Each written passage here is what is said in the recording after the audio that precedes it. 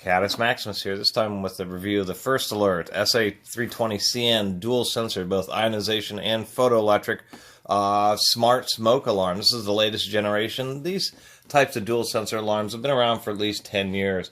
The maintenance person where I ran recently put in one of these KIDDE ionization type alarms, and I actually had not learned anything about smoke alarms, so did a little looking up, and I went by my local store and found that they make these dual sensor ones. They also make ones that are combined with carbon monoxide detectors if you have a place that has gas. I don't have gas, so I don't have to worry about that.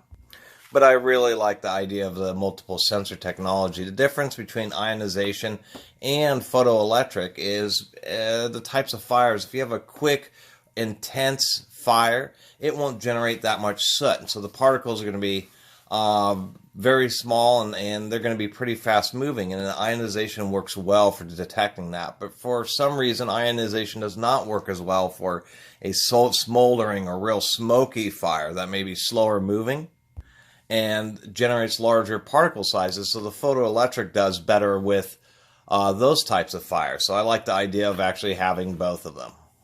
And then it has this smart sensing technology so that it doesn't go off all the time. Let's go ahead and open this thing up. It's from First Alerts, which is a more premium brand than the Kid. Definitely a more premium brand. And this is the latest one. This, like I said, this thing was only like $25. They have one of these easy open packages finally. Manufacturers are beginning to learn that people are tired of cutting themselves and battling with these blister packs.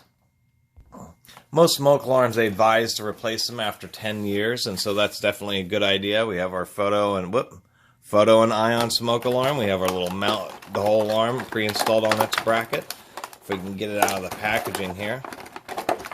What on earth is going on in here? That's really, oh, I see. It's taped in there for some reason. Isn't that... Oh, it's taped so that the battery drawer won't fall down during shipping. That's interesting. So one of the features of this newest one they advertise is, well, it's two. One, it doesn't use quite as hard to find or as expensive 9-volt batteries. Instead, it uses two AA batteries. They may have to be replaced more often during the 10-year lifespan, but they're going to be a lot easier to deal with. And as we can see, it comes with Duracells. Had to figure that out for a second. It comes with a little set of actually pretty cheesy drywall anchors and a couple little screws in the packaging. They are smart. This cover doesn't come all the way out, but it has these two little plastic tabs, so you can just press up on the tab and that will pop the battery out. And oh, look, they're indeed a not for retail sale OEM Duracell, so they may not be quite as good as a retail one, but they should still be okay. The idea with these is there's two things. One's kind of an unannounced feature, and one is an announced feature. One is that this battery drawer is easy to access without you having to remove the smoke alarm, which is kind of nice. The second thing is sometimes, you had some food that burned or something like that, and the smoke alarm's going off, and then you silence it, and then it's doing the chirping thing, so it's pretty easy to reach. And just slide the battery drawer open to turn off the alarm. Not recommended, only temporarily, but it makes it easy to do that without having to pull the alarm off and fight with the battery covered in a 9-volt battery. You can just pop that off and let the place ventilate without having the alarm constantly reset. It is pretty loud. It should chirp when we shut this. So standard 85 dB is not super loud, but it's the standard volume. Sometimes I wish they would sell some smoke alarms. There'd be certain people on hard of hearing and other situations where I could see they may want, an extra loud smoke alarm, like 100 dB. And we do have our standard test button up here. I'm going to make sure I don't accidentally set it off by doing that. What's interesting about this First Alert is that their bracket is pretty universal. It's surprising. Actually, I haven't seen one like this where it has like there's a standard diameter for mounting smoke detector mounts, or I should say spacing, and apparently there's actually a few more spacings, narrow ones, so this may be to mount it to what may be a receptacle box, but that's interesting that they have so many sizes, so that definitely makes it more convenient. And then they even have these little plastic pegs, and these look like you can pop them out, and instead of using screws, you can just push a peg through the hole and snap it in that way. So I think that's kind of innovative, having both plastic pegs and then spacing for electrical boxes as well as the traditional, I guess that would be like a surface mount light spacing or something like that, is actually a pretty good idea.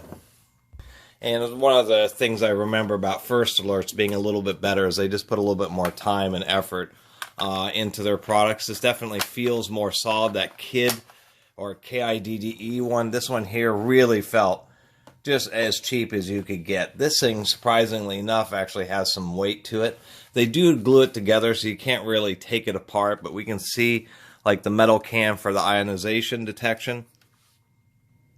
Here we go. I had to get a quick flashlight. See if we can't. You can just see like a black cloth thing. That's the photoelectric detector. So it's real easy. If you can look inside of your detector, if you have a metal can, then it's just ionization only. Anyway, I wanted to just do a quick review to show what a decent smoke detector. There actually is differences. And then getting these dual sensor ones, the ones that are photo and ion, really just give you a little bit of extra peace of mind that might not, so when you get, a proper alert quickly enough for enough time for you to actually be able to escape or deal with the fire. And it always kind of was on the back of my mind, I have an ionization detector, but what if I had a real slow smoldering fire and it was, only gave me just a couple of minutes of warning instead of several minutes? That would be a big difference. So definitely recommended, and wanted to do a quick review because there isn't actually any reviews of these new models. There were a couple of reviews of First Alerts, but a lot of people actually don't make a lot of videos on smoke detectors, so wanted to add my 2 cents there. Once again, I really appreciate everybody watching and subscribing. I did notice I passed 5,000 subscribers. I really do appreciate that. And I'm going to do kind of a hokey toolbox tour. I don't have, my tool storage is not so great, but, I've done a lot of tool reviews. People asked for that for a long time. So I think I'm going to do kind of a hokey toolbox tour as a 5,000 subscriber special. Anyway, I really do appreciate everybody who has subscribed. And if you have not subscribed yet, please do subscribe to the Catus Maximus channel. Until next time, Catus Maximus out.